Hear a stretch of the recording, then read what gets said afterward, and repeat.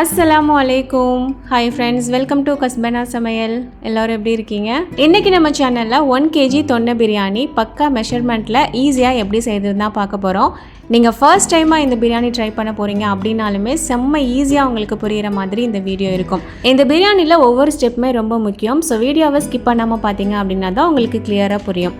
இப்போ வாங்க இந்த பிரியாணி எப்படி செய்யுதுன்னு பார்க்கலாம்.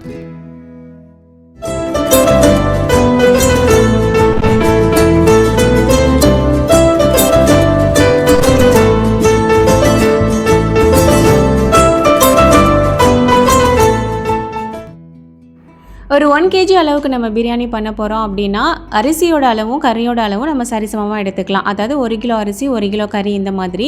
பட் கறியோட அளவு வந்து எக்ஸ்ட்ரா இருக்கும்போது பிரியாணியில் வந்து பீசஸ் நமக்கு நிறையா கிடைக்கும் அண்ட் டேஸ்ட்டுமே ரொம்ப சூப்பராக இருக்கும். ஸோ நான் இன்றைக்கி அரிசி 1 கிலோ எடுத்துகிட்டு கறி வந்து பார்த்திங்கன்னா நான் எடுத்திருந்தது 1 கிலோ 650 கிராம் கிட்டே இருந்தது. ஸோ நீங்கள் தாராளமாக ஒரு 1.25 1 கிலோ அளவுக்கு சேர்த்துக்கலாம். டேஸ்ட் வந்துட்டு ரொம்பவே நல்லாயிருக்கும். கறியை நல்லா க்ளீன் பண்ணி எடுத்துகிட்டு இப்போ வந்து பார்த்திங்கன்னா நான் குக்கரில் சேர்த்துக்கிறேன்.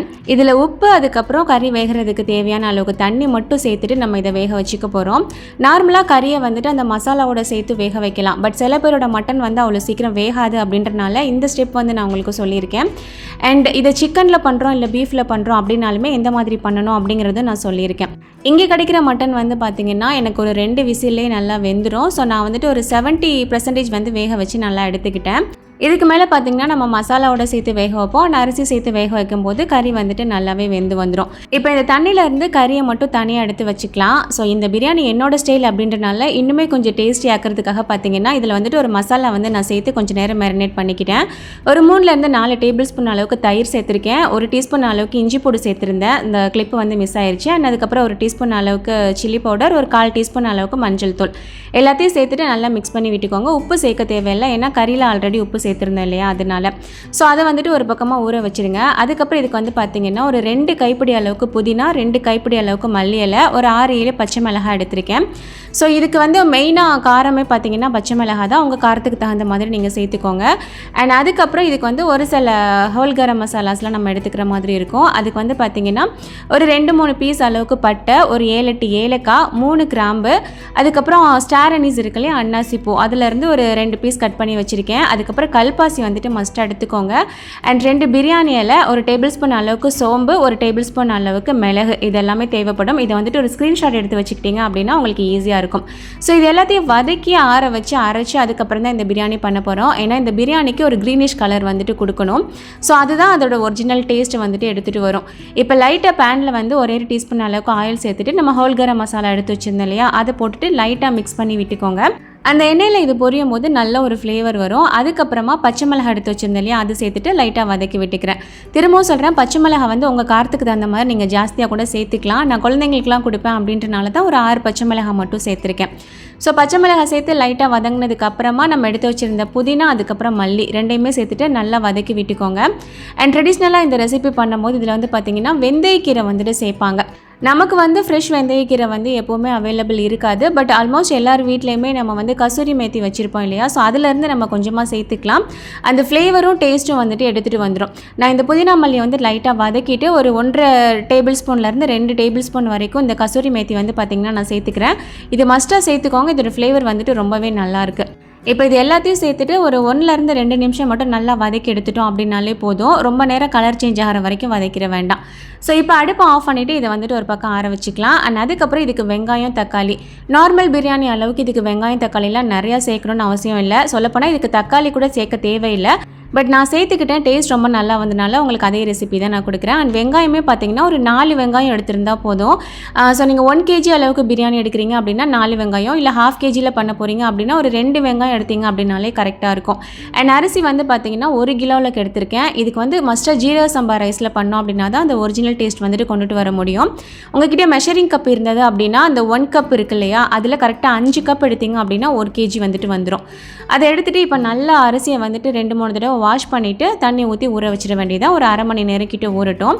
அண்ட் இப்போ நம்ம வதக்கி வச்சுருந்த அந்த புதினா மல்லி பச்சை மிளகாலாம் இருக்கு இல்லையா, அது நல்லா ஆறி வந்துருச்சு. இது வந்து நல்ல ஒரு ஃபைன் பேஸ்ட்டாக நம்ம அரைச்சி எடுத்துகிட்டு போகிறோம். இந்த புதினா மல்லி பச்சை மிளகாலாம் வதக்கும் போது நம்ம ஹோல் கரம் மசாலா எல்லாமே சேர்த்து தான் அரைக்க போகிறோம் இல்லையா, அந்த மசாலாவே பார்த்திங்கன்னா நல்ல ஒரு ஃப்ளேவர் இருக்கும். லைட்டாக மட்டும் தண்ணி சேர்த்துட்டு நல்ல ஒரு ஃபைன் பேஸ்ட்டாக வந்துட்டு அரைச்சி எடுத்துக்கோங்க. திப்பியாக இருந்தது அப்படின்னா நல்லா இருக்காது. நல்லாவே நைஸாக அரைச்சி எடுத்துக்கோங்க.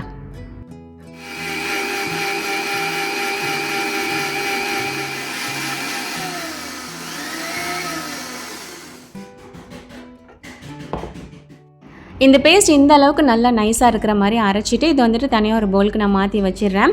அண்ட் அதுக்கப்புறம் இதுக்கு வந்து பார்த்திங்கன்னா தாளிக்கிறதுக்குன்னு ஒரு சில ஐட்டம்ஸ்லாம் சேர்க்குற மாதிரி இருக்கும். அண்ட் அதுக்கப்புறம் இஞ்சி பூடு பேஸ்ட் வந்து பார்த்திங்கன்னா ஒரு 2லேருந்து 2.5 டேபிள் ஸ்பூன் அளவுக்கு எடுத்துக்கோங்க. அண்ட் இதுக்கு தேவையான வெங்காயம் தக்காளி எல்லாம் கட் பண்ணி வச்சுட்டேன். அரிசியும் ஊற வச்சாச்சு. அண்ட் இஞ்சி பூடு பேஸ்ட் அதுக்கப்புறம் புதினா மல்லிலாம் சேர்த்து அரைச்ச பேஸ்ட்டும் ரெடியாக இருக்குது.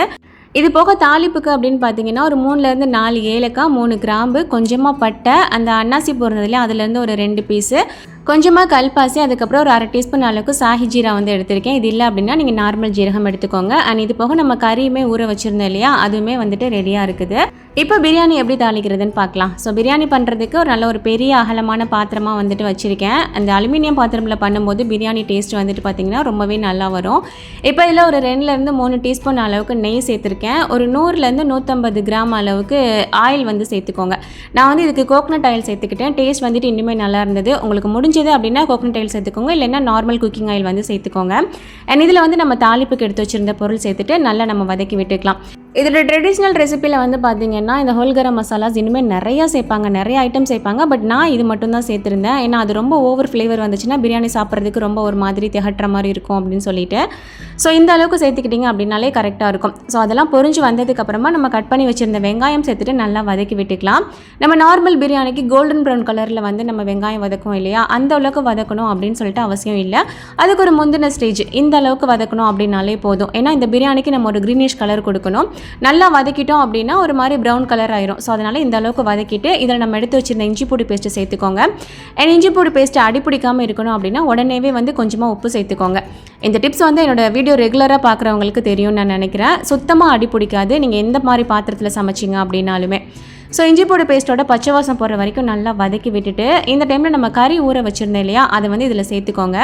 இந்த வெங்காயத்தோடய சேர்ந்து கறி வந்து பார்த்திங்கன்னா நல்லா வதங்கி வரணும். அந்த இஞ்சி பூடியோட ஃப்ளேவரு, வெங்காயம் அது எல்லாமே சேர்த்து அந்த கறியில் நல்லா இறங்கும் போது நல்ல ஒரு வாசம் கொடுக்கும்.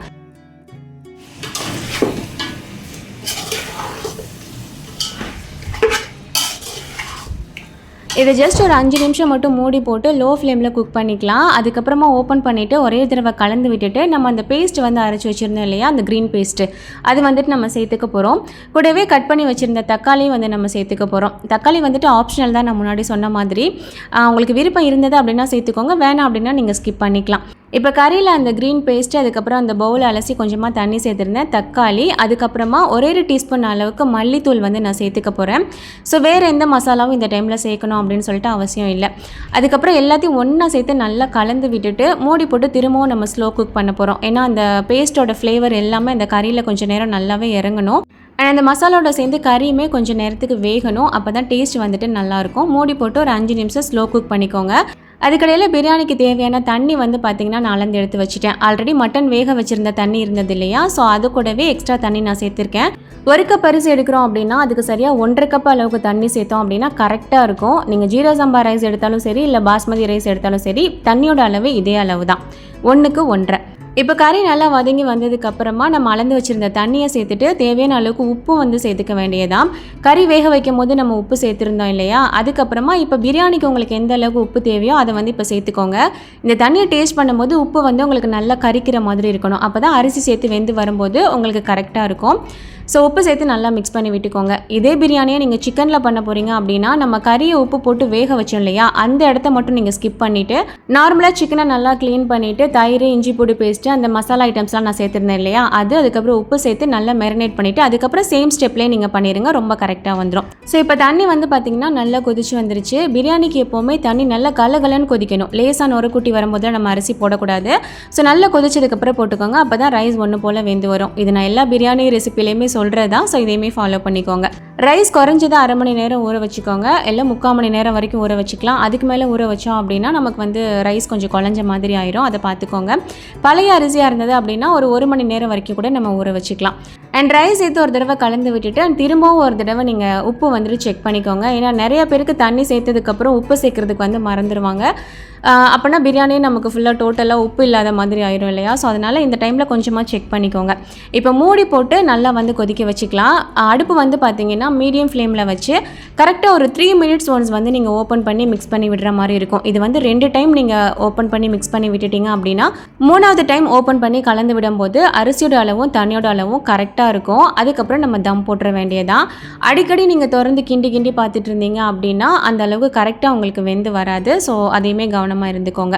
அண்ட் இந்த டைமில் அடுப்பு வந்து பார்த்திங்கன்னா கண்டிப்பாக மீடியம் டு லோ ஃப்ளேம் இதுக்குள்ளே தான் இருக்கணும். நீங்கள் ஹை ஃப்ளேமுக்கு கொண்டு போயிடக்கூடாது. ஃபயர் ரொம்ப ஜாஸ்தியாக இருந்தது அப்படின்னா ஃபஸ்ட்டு ஒரு 3 to 5 மினிட்ஸ்க்குள்ளேயே தண்ணி எல்லாமே பார்த்திங்கன்னா சீக்கிரமாக உறிஞ்சிடும் அண்ட் ரைஸ் வந்து நமக்கு ஈவனாக வெந்து வராது.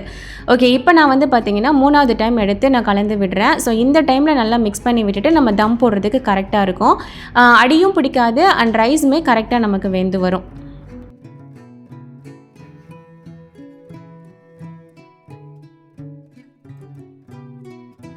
அவ்வளோதான், நம்ம நார்மலாக தம் போடுற மாதிரி தான். கீழே வந்துட்டு ஒரு தோசை டவா வச்சுட்டு அதுக்கு மேலே பிரியாணி பாத்திரம் வச்சாச்சு. அண்ட் மேலே வந்து பார்த்திங்கன்னா கொஞ்சமாக நெய் மட்டும் நான் ஊற்றி விட்டுக்கிட்டேன். அண்ட் இதை வந்து மூடி போட்டு அப்படியே நம்ம தம் போட்டுற வேண்டியதான் மேலே வெயிட் வச்சு. கரெக்டாக தம்முக்கு வந்து பார்த்திங்கன்னா 15 மினிட்ஸ் வந்து குறைஞ்சது நீங்கள் தம் கொடுக்கணும். அதுக்கு கம்மியாகவும் போகக்கூடாது. ஒரு 5 நிமிஷம் ஜாஸ்தியானாலும் உங்களுக்கு பிரச்சனை கிடையாது. அண்ட் அடுப்பை ஆஃப் பண்ண உடனே நம்ம ஓப்பன் பண்ணக்கூடாது. திரும்ப ஒரு 20 மினிட்ஸ் நம்ம ரெஸ்ட் கொடுத்துட்டு அதுக்கப்புறமா தான் ஓப்பன் பண்ணணும். அப்போ தான் கரெக்டாக இருக்கும். இடையில அப்பப்போ திறந்து பார்த்திங்க அப்படின்னாலுமே உங்களுக்கு பர்ஃபெக்டாக வராது. நார்மலாக நிறைய பிரியாணி பண்ணுறவங்களுக்கு இது நல்லா தெரியும். புதுசாக பண்ணுறவங்களுக்காக நான் இதை சொல்லிக்கிட்டேன். அண்ட் ஒரு 20 நிமிஷம் கழித்து ஓப்பன் பண்ணும்போது நம்மளோட தொன்னை பிரியாணி வந்து பார்த்திங்கன்னா செம்ம சூப்பராக ரெடி ஆயிடுச்சு. இது அப்படியே நம்ம ஓரத்தில் இருந்து அப்படியே லைட்டாக கிண்டி விட்டுட்டே வந்துட வேண்டியதான். ரைஸ் எல்லாமே பார்த்திங்கன்னா நல்ல பர்ஃபெக்டாக வெந்து வந்திருந்தது.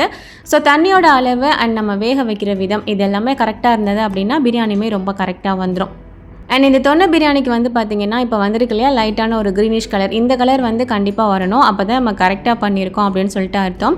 நீங்கள் இதுக்கு முன்னாடி திண்டுக்கல் தலப்பாக்கட்டு பிரியாணி ட்ரை பண்ணியிருக்கீங்க, டேஸ்ட் பண்ணியிருக்கீங்க அப்படின்னா இதோட டேஸ்ட் ஆல்மோஸ்ட் ஒரு 60% அந்த மாதிரி தான் இருக்கும். பட் அதுவே இன்னும் ரிச் டேஸ்ட்டாக இருந்தால் எப்படி இருக்கும் அந்த மாதிரி இருக்குது.